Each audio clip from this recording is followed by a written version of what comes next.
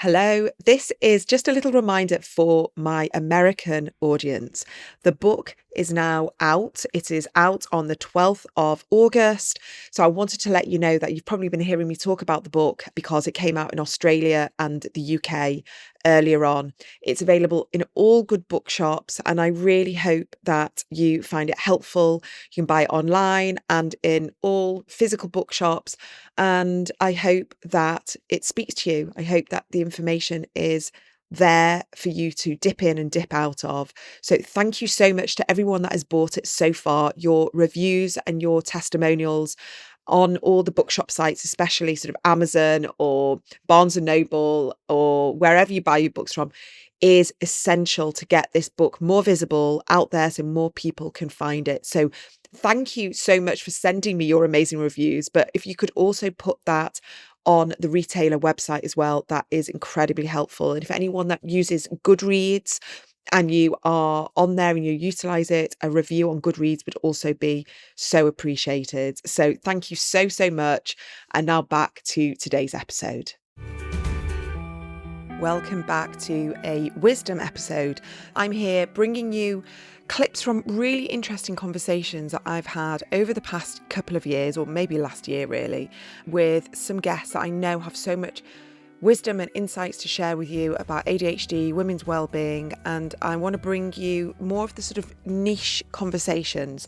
And so today I have Dr. Jessica Eccles, who is a clinical senior lecturer at Brighton and Sussex Medical School. She specialises in neurodivergent brain-body work and she leads a brain-body clinic. So she really is at the forefront. And what Jessica does a lot of is research and really spearheads the medical community into understanding about how ADHD can show up not only in a psychiatric condition, but across the board throughout our body in all the different ways it can manifest. And so we'll talk about this, and we talk about things like pain and inflammation and fatigue, the different links between ADHD, autism, and joint hypermobility, and how proprioception impacts our emotional regulation, and most importantly, how we advocate for ourselves, for our neurodivergent children as well.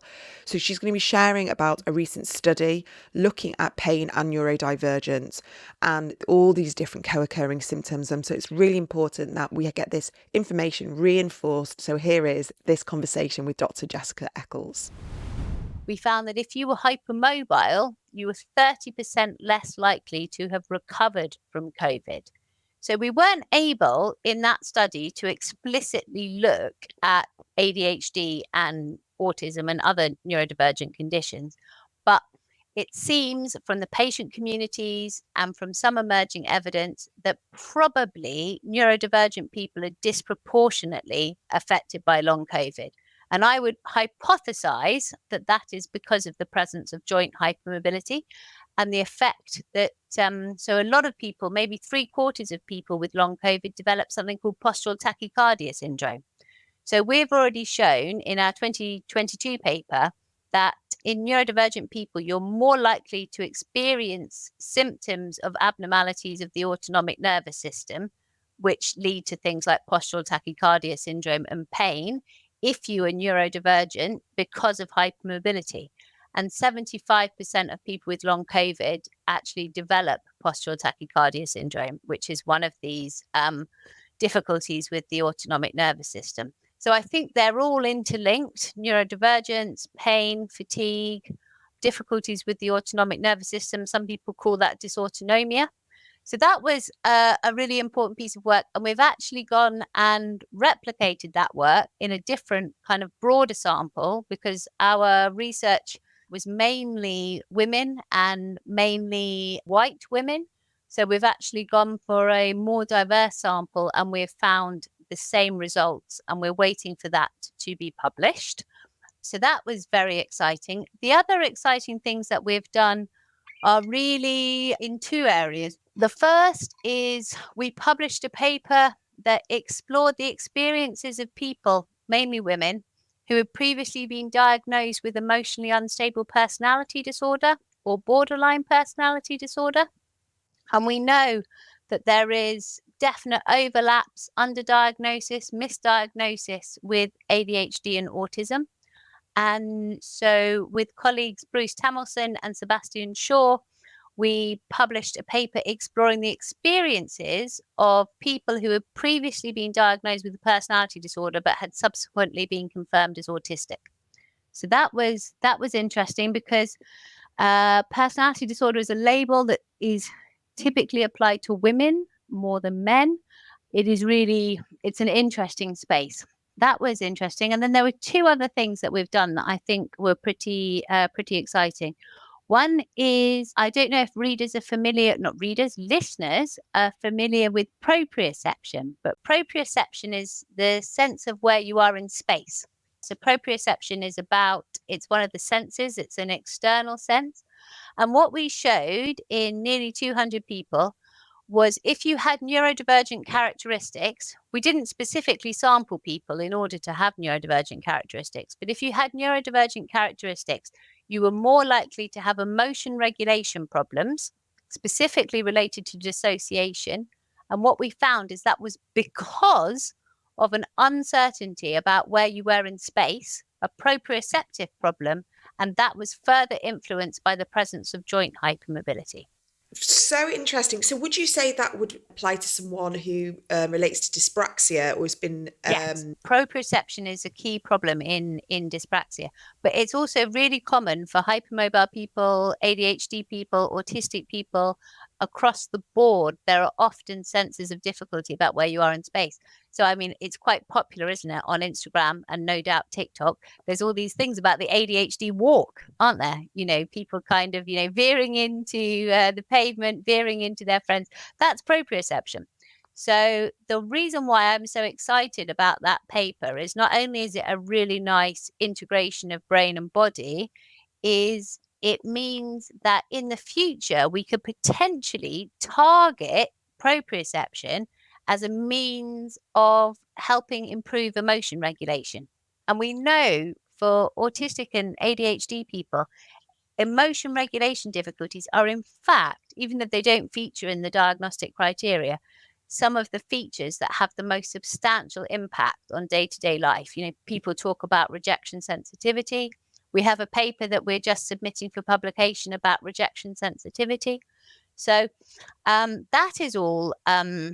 I think that is really promising in terms of future research. We had a paper published. We looked at, I think it was about 8,000 children born in Bristol in the 1990s. And we looked at them when they were 7 and 9. And we saw whether they had ADHD or autistic features.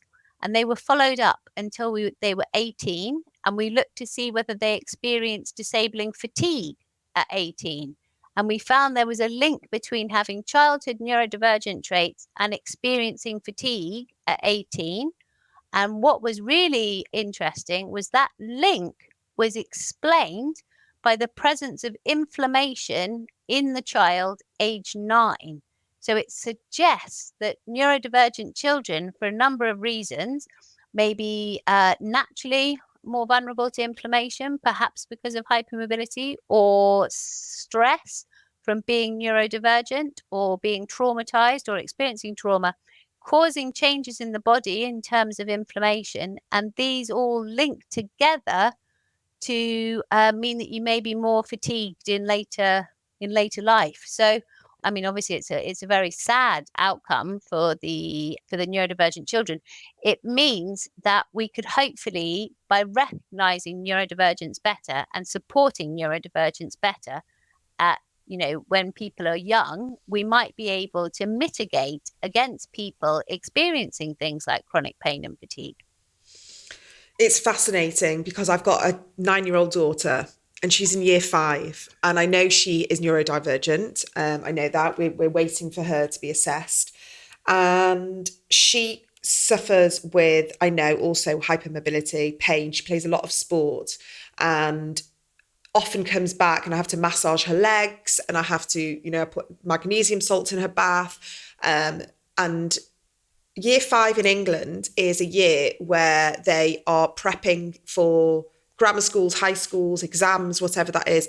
The jump from year 4 to year 5 academically is actually huge. Yeah. And also from a maturity perspective, especially with the girls that I'm noticing, she's my fourth child that's gone through all this, is that the cliquiness, the bullying, however you want to look at it, sort of just the way the sort of playground antics suddenly get a little bit meaner and a bit nastier. And the RSD starts coming out. So I'm noticing all of this right now, the sensitivity that she's experiencing, alongside the pain that she's experiencing in her body, but also I'm noticing that she is questioning her ability from an academic perspective, with her maths, and the fact that she's being challenged and she's not being understood why she's been given extra help at school. And obviously she knows what I do for a living, and so I talk about this all the time. But still, that when you say that, it cuts deep, because I can see where this is all manifesting from this age. So it's validating. I know it's hard as a parent to hear this. Obviously very hard, but I think it helps join the dots, and also it helps us think that we must support neurodivergent people, children, adults in a much better way to ensure that we have good outcomes. Because for every child that is struggling at school or experiencing physical or mental health difficulties as a teenager, this is a real tragedy. And especially if it could be potentially preventable, or they could be better supported.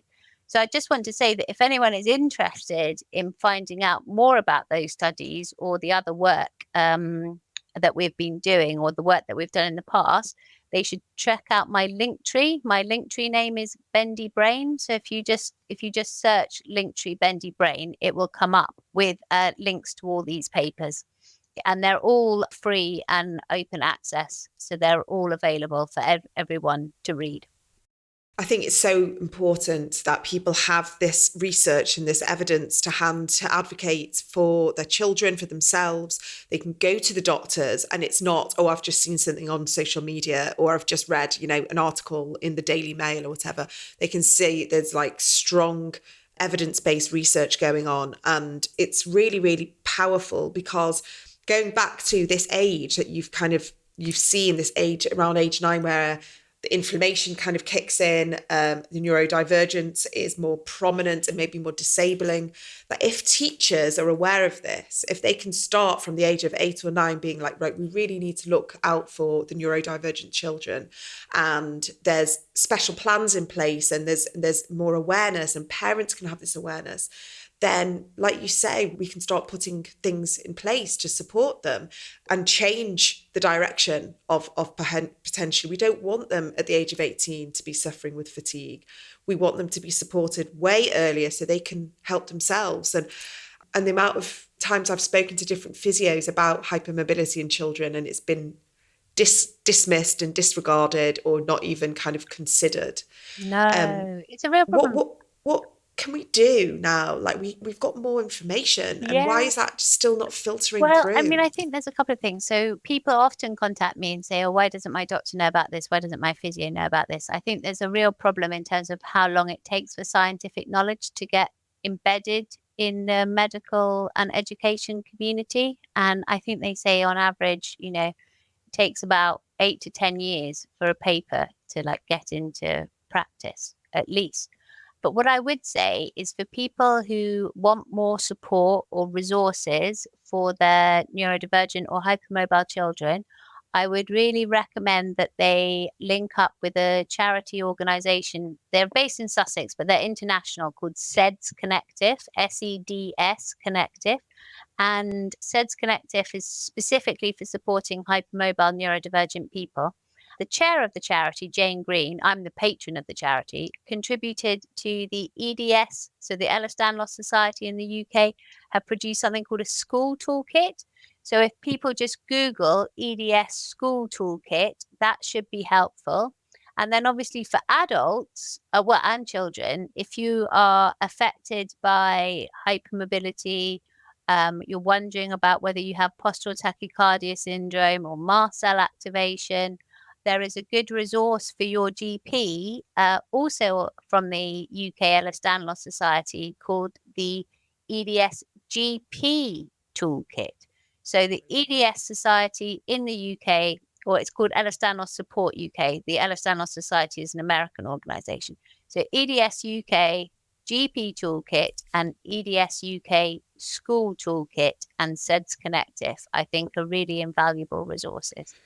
Yeah, that's so helpful, because it is about advocating, isn't it, for ourselves? Like you say, if it's not filtering through, we have to be proactive. And I know we're all tired. I know as neurodivergent people, we've had to wait so long to get answers and support. And then if we're supporting children as well, it feels like we're pushing against the tide. And it's amazing when you get a teacher who's, knowledgeable, or a doctor who's knowledgeable, but they are few and far between. I've got an amazing woman in my community who is a head teacher, and she always messages me after podcast, and she brings all the information that she's learning from the podcast into her practical, day-to-day work with the kids.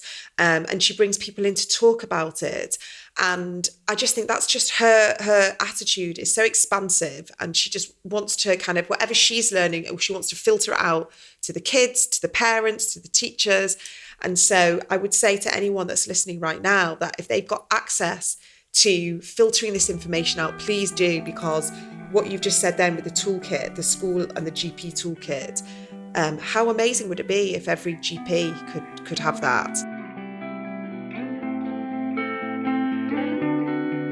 So I hope you enjoyed listening to this shorter episode of the ADHD Women's Wellbeing podcast. I've called it the ADHD Women's Wellbeing Wisdom because I believe there's so much wisdom in the guests that I have on and their insights.